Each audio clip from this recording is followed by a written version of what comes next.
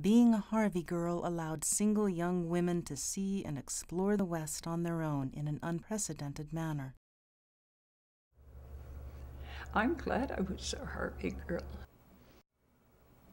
The most important thing in the whole story of the Harvey Girls is the fact it gave women a chance to move out of the lives they were locked into and to be a little bit adventuresome. Women were just trapped in the worlds that they lived in because they had no independence. Financial independence didn't exist. You know, I just think back how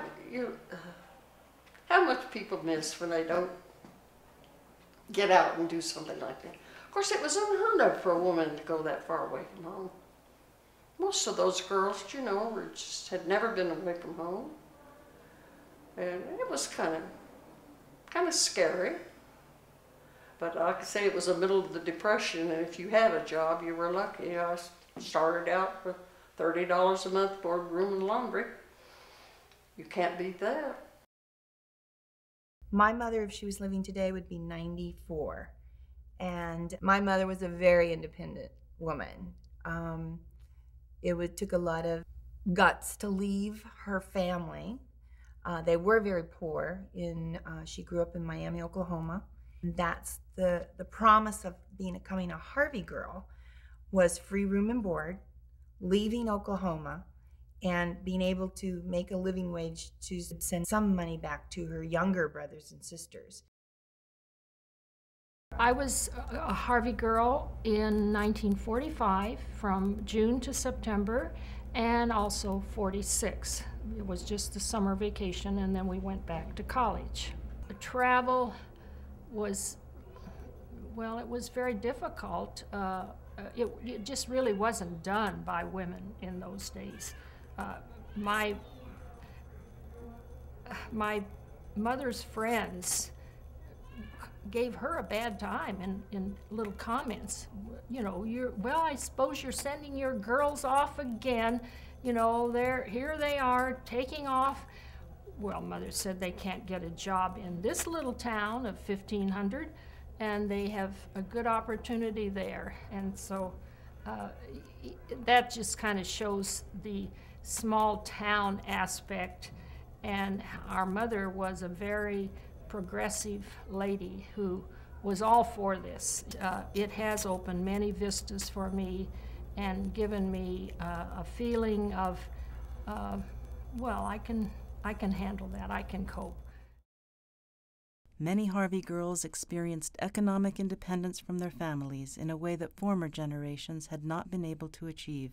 They embraced serving as a Harvey girl as a springboard for future opportunities.